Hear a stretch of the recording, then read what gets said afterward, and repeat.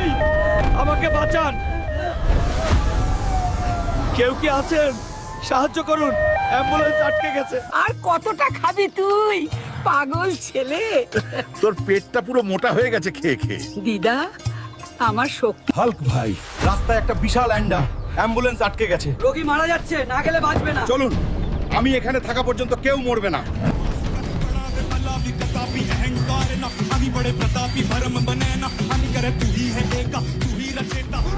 এই গ্রামের কেউ মরবে না, আমি এসে গেছি।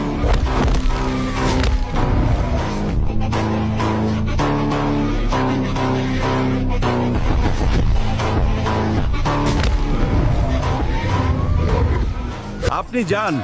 বাবা, আমাদের গ্রামের কেউ কষ্ট পাবে না। আজ তুমি কাচের মতো কাজ করেছো, পাগল হাল্ক। আমি হাল্ক আপনার জন্য প্রার্থনা করছি।